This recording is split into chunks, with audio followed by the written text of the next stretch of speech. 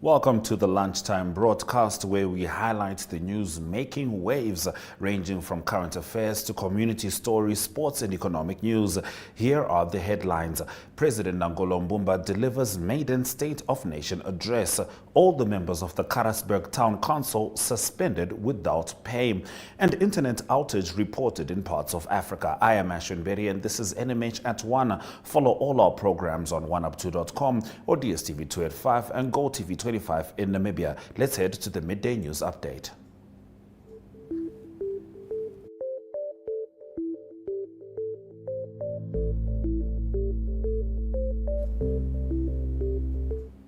Now, Urban and Rural Development Minister Erastus Uthoni has suspended without remuneration or allowances all the members of the Karasburg Town Council. Now, his decision is contained in the latest government gazette released today. In late 2023, Uthoni directed councillors to reverse several irregular decisions, which included questionable tender awards and changing of signatories to council's bank accounts. But councillors, who are mostly from the Landless People's Movement political party, stuck to their guns. Now, Visual News highlights local stories from across Namibia right after the break.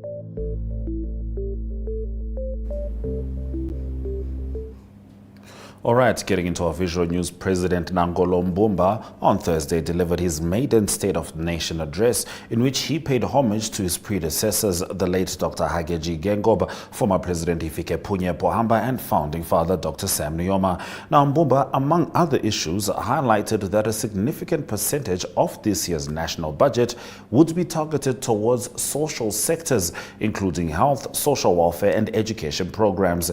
He spoke about social progression and the Sovereign Wealth Fund. Let's have a look.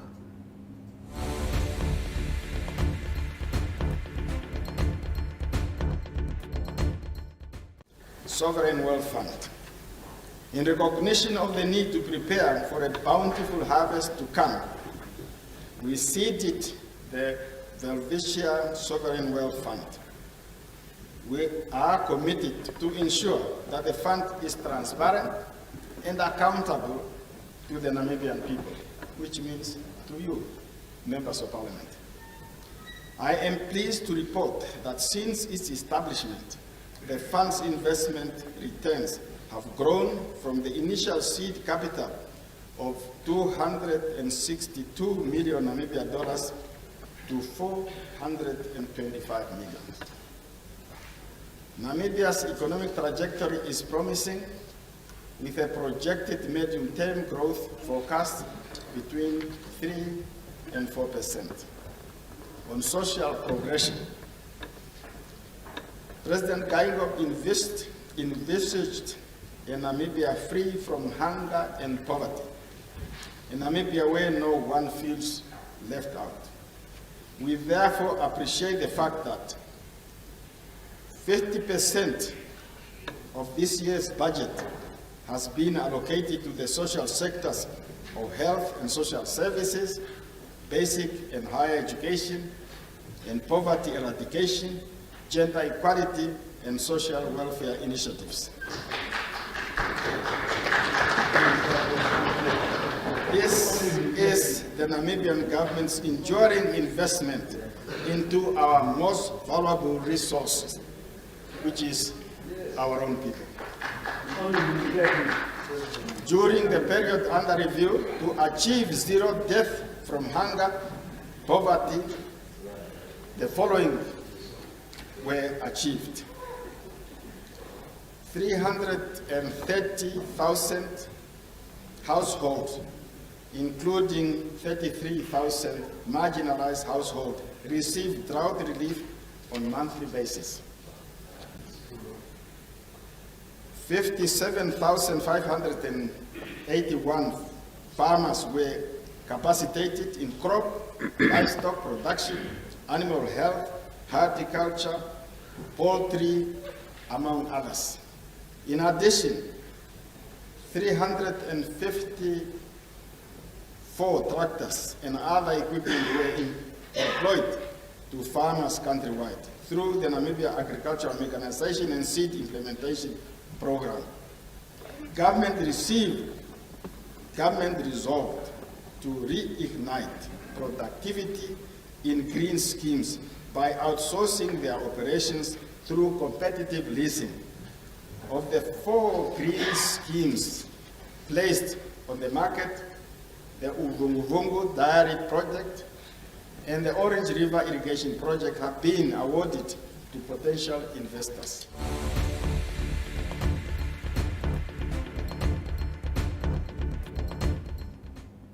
Now, amongst other stories, there'll be more stories stemming from President Nangolo Mbumba's State of the Nation address as we head over into newspaper review.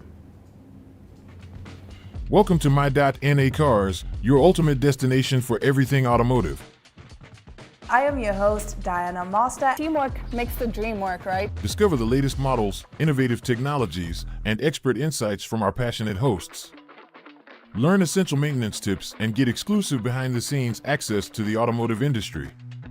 Don't miss My.NA Cars on NTV every Thursday at 2100 hours. Tune in and ignite your passion for automobiles.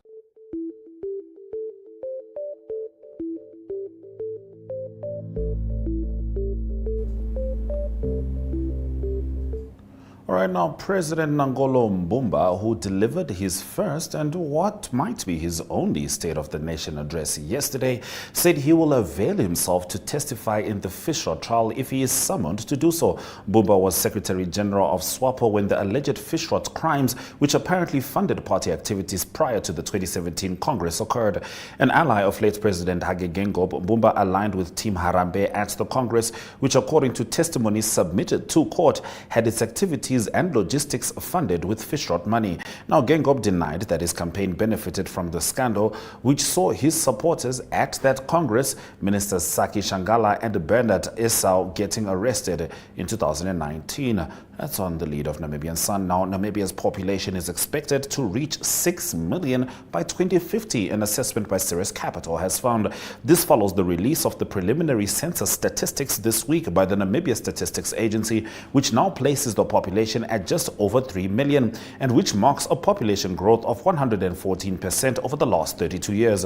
If all other factors remain constant, the population will grow substantially as the world approaches the halfway mark of this century, Ceres said. Now, in Republican, this year's drought is even worse than that of 2019, and rain prospects do not look promising. Now, this is according to the Drought Relief Namibia's Henriette Legrange, who has been involved in drought relief efforts for almost a decade. The drought of 2019 was devastating because then the west and places in the east were very dry. But now it is at its worst, she said. During a Namibia Media Holdings visit to the south and southeast of the country recently, severe scenes of drought were observed, with emaciated livestock and game carcasses, a serious lack of pasture, and severe soil degradation painting a bleak picture. Now, the National Ports Authority's financial achievements for 2023 financial year shone like sunlight on water. Revenue at Namport's ports increased by 22% to 1.5 billion Namibian dollars compared to 1.234 billion Namibian dollars in the previous financial year, and a target of 1.268 billion Namibian dollars. Even more notable is the increase in revenue for the total Namport Group, which grew from 1.683 billion in 2022 to more than 2 billion Namibian dollars. Now, to Algemene Zeitung, the release of the latest population figures could be a blessing in disguise for the country's electoral body as Namibians prepare to go to the polls later this year. Analysts say Namibians will be amongst the 2 billion voters in 50 countries worldwide who will cast their votes during the course of 2024. And with the new census data indicating that the country's population increased from 2.1 million to just over 3 million, the Electoral Commission of Namibia will have its work cut out for it to ensure that all eligible citizens are registered to vote come 27 November. Now, researcher Marie Lemerle from Brown Hyena Research Project reports in a guest article for Wild Track about the black-backed hyenas on the west coast. The company Wild Track uses animal tracking and artificial intelligence to help conserve endangered species. The Brown Hyena Research Project is helping them build their library of black-backed hyena tracks. The Brown Hyena Research Project conducts scientific research on wild black-backed hyenas and other predators in the Taukayeb restricted area, as well as the Namib-Naukluft National Park. You are still with NMH at 1, and we're going to continue with our newspaper review, starting the second half of the review with the Namibian suspended National Petroleum Corporation Managing Director Emmanuel Mulunga's nephew is among 4 men arrested by the police, this in connection with the theft of fuel worth 1 million Namibian dollars from the state-owned oil company. The 4 were arrested between February and March, and each faced charges of theft, money laundering, and conspiracy to commit theft. On page 3 of the Namibian, the Ministry of Home Affairs, Immigration, Safety and Security said the mass civic registration program has so far received 17,182 applications across the country. The outreach program includes the registration of births, applications for duplicate birth certificates, applications for identity documents, and ID card duplicates. Let's move over to New Era. Filling the shoes of his predecessor, the late Hagegengo, President Nangolo Mbumba's State of the Nation address was a baptism of fire, reports New Era. The president came prepared, providing a roadmap of a prosperous future, optimism premised on oil finds and green hydrogen, guarded by Namibian-centric policies. We expect firmer estimates of recoverable reserves to be announced this financial year. We are prepared for this opportunity through a robust local content regime, a ready sovereign wealth fund, amongst various other measures to maximize the impact and benefits for our country, he stated. Now, Conrad Botha and his wife, Zimbabwe national Charlotte Murove, made a first appearance in the Windhoek Magistrates Court on Wednesday afternoon on charges of contravening the Banking Institutions Act, the Prevention of Organized Crime Act and Fraud. The couple allegedly took money from investors amounting to more than 160 million Namibian dollars without authorization from the Bank of Namibia. Now, Botha and Murove face 64 charges. The state opposed bail, and Sisa Namanje, who was instructed by Africa Yankees, told Magistrate David Mukuyu that they do not need bail as his clients were unlawfully arrested and brought before the court. Now, the Namibian Chamber of Commerce and Industry has applauded government's tax relief for corporates, describing it as a significant move towards making Namibia a more attractive investment destination, fostering competitiveness and growth in its economy. That's in the Market Watch. Now, in economic news, we'll zoom in on Triangle Metals, which has acquired Mauritius-based metal investments and services. Hi, Sonia. Hi, Tufeni. What are you reading? I'm reading about the Child Care and Protection Act in this pamphlet I got from school. What's that? It is Namibia's main law for the children and the issues affecting them. The Act classifies here that a child is anyone under the age of 18 years. Check out some of the rights meant to protect you. For more information, contact the Children's Advocate. For more information, contact the Children's Advocate Namibia in the Office of the Ombudsman on 061 20 73 111. Send us an SMS on 20401. SMS costs 40 cents. You can also send us a message via our Facebook page. Remember, the services of the Children's Advocate are free of charge.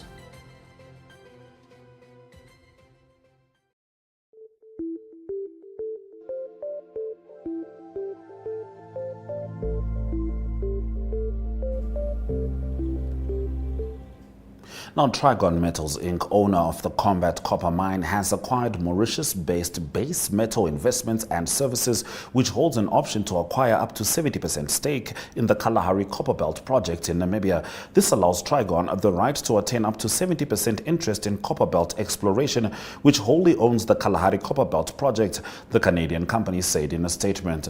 Now, the Kalahari Copperbelt project comprises an extensive land area in Namibia, featuring key exclusive prospecting licenses spanning 280 kilometers along the Kalahari Copper Belt strike.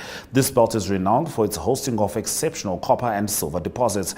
As consideration for the acquisition, Trigon, on behalf of Base Metal, has paid $60,000 or about 1.1 million Namibian dollars to Ongwe Minerals, the vendor of Copperbelt. Trigon has also committed $1 million for about 18.7 million Namibian dollars in exploration expenditures on the project over the next 24 months.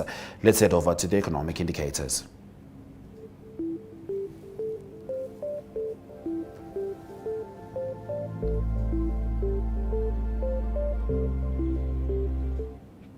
The Namibian dollar trades at 2.55 next to the Chinese yuan. 18.67 Namibian dollars means you can get $1. For a British pound, you get 23.77 Namibian dollars, and slightly less for €1, which will cost 20.33 Namibian dollars. Looking at commodities, First Rand Namibia Limited made a dip, minus 0.50%, plus 2.50% is what Letego Holdings Namibia Limited managed yesterday. And Namibia Breweries Limited also managed an uptick. Local index closed up plus 0.12%, Oryx Properties plus 1.70%, whilst other selected NSX stock closing prices maintained their value.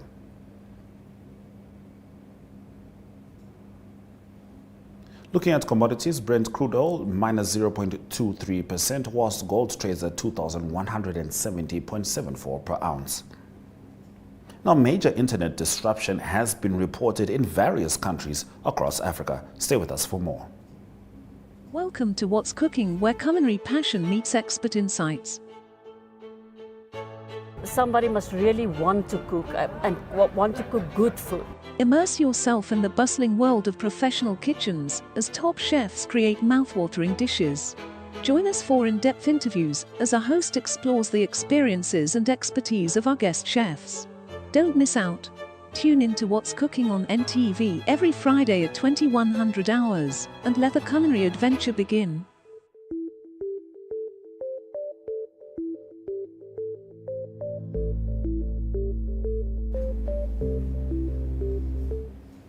Now, major internet disruption has been reported in various countries across Africa. Outages have been reported in countries including South Africa, Nigeria, Ivory Coast, Liberia, Ghana, and Burkina Faso. The cause of the cable failures is not immediately clear. There seems to be a pattern in the timing of the disruptions impacting from north to the south of Africa, said Cloudflare Radar, which provides information on internet connections. Now, internet connectivity in the Ivory Coast was down to around 4% on Thursday morning, according to NetBlocks, which tracks cybersecurity and internet connectivity. Liberia at one point dropped to 17%, while Benin was at 14% and Ghana 25%, NetBlocks said. In South Africa, Vodacom said that customers are currently experiencing intermittent connectivity issues due to multiple undersea cable failures. A fault has also been reported on the main one cable system, which serves Nigeria's commercial hub, Lagos. The Liberian government has said internet disruption had been reported from Thursday morning. Citizens are unable to access the basic internet as well as social media across the vast majority of the country. International bank transfers are also reported to be affected, while there are limited international voice calls. Now, the Liberia Telecommunications Authority said it was caused by an incident involving the Africa Coast to Europe submarine communications cable in Ivory Coast. In Ghana, the National Communications Authority reported that multiple undersea cable disruptions were responsible for the outage. In our second story, the bodies of 32 unidentified people, 25 men and 7 women, who had all died after taking the drug known as Kush, were buried in Sierra Leone's capital, Freetown, yesterday. Sine Kamara, who works with the Ministry of Health to conduct the funerals, told the BBC. Now, they are just the latest people to die as a result of the narcotic, a synthetic cannabinoid mixed with other dangerous chemicals that has become popular in the country. Those have been our stories stemming from the African continent right here on NMH at 1. Stay with us as we swing on over to local sport.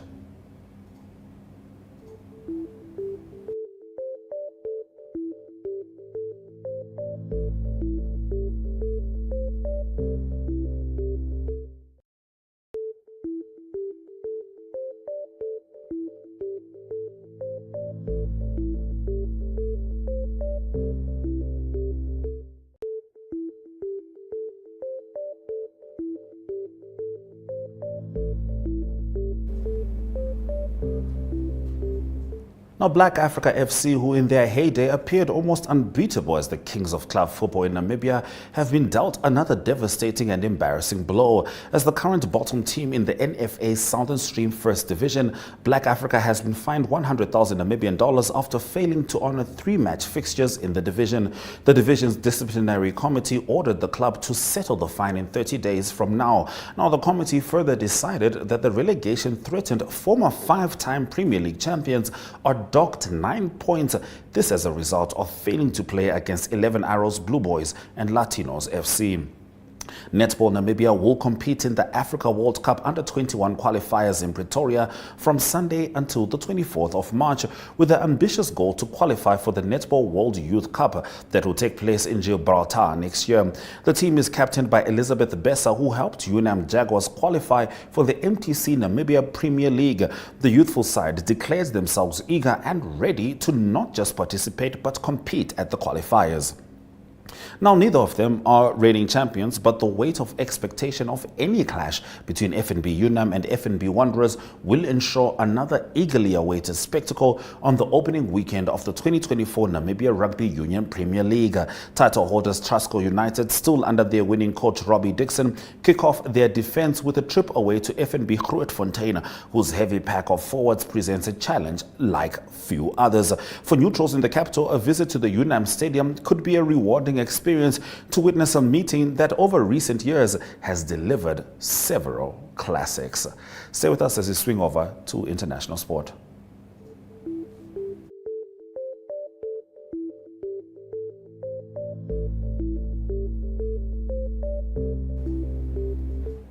Now, Liverpool scored 4 times inside 14 minutes in a 6-1 thrashing of Sparta Prague to reach the quarterfinals of the Europa League, as Bundesliga leaders Bayer Leverkusen needed 2 stoppage time goals to eliminate Karasburg. AC Milan, Marseille, Roma and West Ham were among the other sides to also book their place in Friday's quarterfinal draw. Now, Leverkusen boss Xavi Alonso has been heavily linked to Klopp's successor at Anfield, and his side remain unbeaten in all competitions this season thanks to Patrick Schick's stoppage time double to beat Karabakh 3-2 on the night and 5-4 on aggregate. Brighton left themselves too much to do as a 1-0 win over Roma could not overturn a 4-0 deficit. Now, Naomi Osaka will play the Billie Jean King Cup for the first time in 4 years when the Japan face Kazakhstan in a qualifier in Tokyo next month, the team said on Friday. The 4-time Grand Slam winner and former world number 1 is making her return to tennis this season after giving birth and last played in the tournament 2020. The 26-year-old has played at 5 tournaments since making her comeback, and she lost to Belgium's Elise Mertens in the last 32 at the Indian Wells Masters earlier this week. She is currently ranked 287 in the world. All right, and finally, George North is set for an emotional farewell to the international rugby against Italy in Cardiff on Saturday as Wales bid to avoid a first Six Nations whitewash in more than 20 years. Wales became accustomed to Six Nations success during Warren Gatland's first spell as coach from 2007 to 2019, winning 4 titles, including 3 Grand Slams. If you're just joining us, this is NMH at 1. We'll get into the highlights from this broadcast shortly.